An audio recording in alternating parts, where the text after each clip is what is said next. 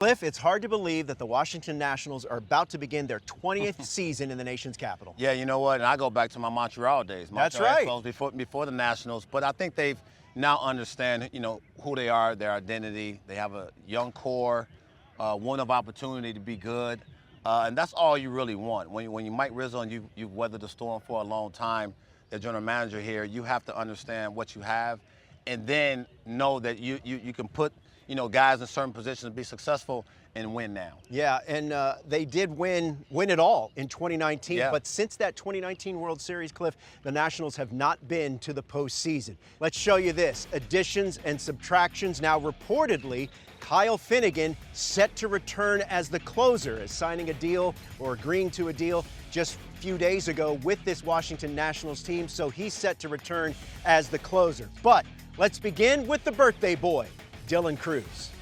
Big plans for the birthday? Just dinner with the family. Hey man, spring training. You can't do nothing. That's you know true. what I'm That's saying? that's a very good point. You enter your first full big league season. What do you, if you could go back and tell yourself at this time last year what your first big league experience would be like, what would you tell him?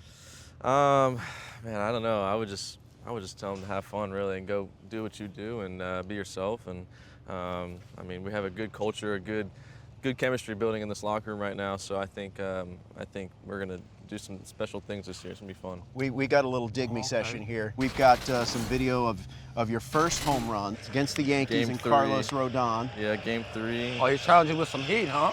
Yeah. Okay. Fastball inside.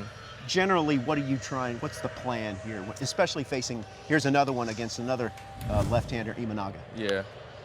I know both of them have good ride fastballs, so really just trying to stay on top of it and work downhill. I think these guys have a lot of success when you try and lift the baseball.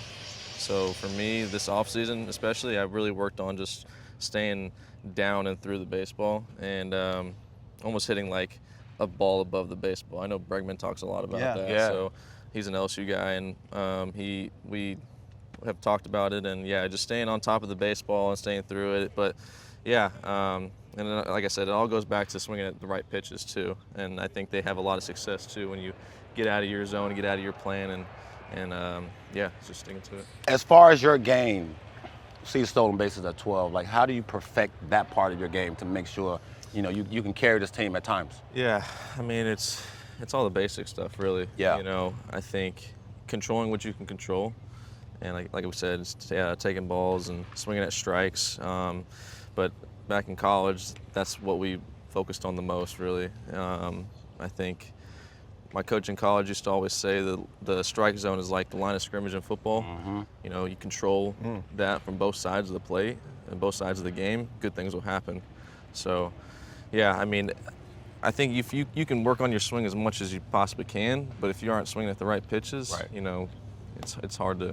It's hard to go out there and compete, Happy birthday again. Thanks, brother. Look forward Yeah. to you in 2025. Thank Have you. a great year, boss. Thanks, man. All right, here with Nathaniel Lowe, Nats first baseman. First of all, you got the whole full off-season experience, changing teams, and you got married as well. Oh yeah, it was amazing. Yeah, we got to travel. We went up to Canada, got married in the mountains, and growing up in the Southeast, the snow and the mountains weren't really something that I was used to, but we had a great time, had our immediate family up there for the weekend, and obviously between getting married and getting traded, moving our life together and figuring out what's going to be in store for us this summer, it was an interesting winter, but an exciting one at that. What was your reaction to the trade when you first learned of it? I was excited.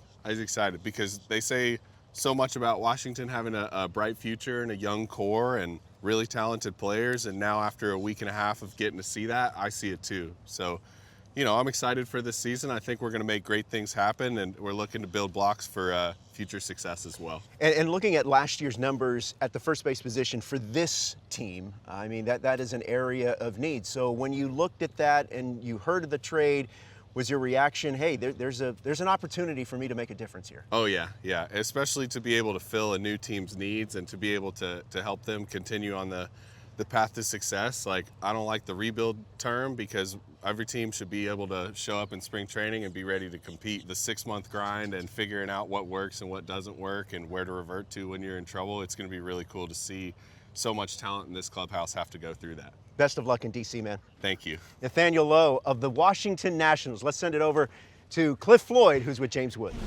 Big J, what up, man? What's going on? How you doing? Not too bad. You know, I got this quick story. So 2 years ago, I come here, I'm talking to your general manager, Mike Rizzo, and I'm hearing this sound. And it's a different sound. Everybody used to say it's this sound off the bat. And it was you taking BP on the backfield. and all he said was, he coming. Now you're here, right? So just talk about the first season. I know it wasn't a full season, but you got it under your belt. How'd you feel about it? Yeah, it was just good. Get my feet wet, just get comfortable with the guys, the coaches, and yeah, just picking up something new, just learning and asking questions and just getting ready to carry it all into this year. Young core you guys have here. As far as you, what's the one thing you working on this camp so you can perfect and get yourself in position mentally to go out there and battle for 162? Yeah, I just think being consistent, whether that's in the cage with my routine or just mentally, I mean, it's a lot of ups and downs, so just being able to kind of ride through those and just be the same guy every day. I think we're all just ready to grow together, and I think we'll surprise some people this year. First open today, how'd that sound? Sounds good to me. Yeah? Yeah. Mom and Dad gonna be there for sure, because I've seen them a lot, right? Had those tickets front and center? Yeah, I mean, Yeah. it's right in their backyard, so. So they'll be there supporting their boy. Good to see you, man. Have a great season, all right? Thank you. Stay healthy. Yes, sir. All right, bro. Cliff, you're a big dude. Yeah. James Wood is bigger. And he's a big guy. You know what? And it was fun to talk to him for a little bit and just sort of get a feel of what he's trying to, work on in the spring. Spring Yeah. is always, good for you to get the mindset right, understand, the work in the off season was good, but now you got to transition. Good head on the shoulders. I'm looking forward to him being a star. Now let's talk about the rotation. At the top, they feel really good. Yeah. Mackenzie Gore, Jake Irvin. At the bottom, that's where the battle is, the battle for the fifth rotation. I think the fifth starter is just as important as the first. I think when you look at the turnover effect and what they bring to the table, you need quality innings out of them. You can't burn the bullpens with these guys, but when you have a camp like this, there's always a window of opportunity for you to go out there and shine. Not try to do too much, but be the guy that can give your team 30-plus quality starts. That's what Davey's looking for. And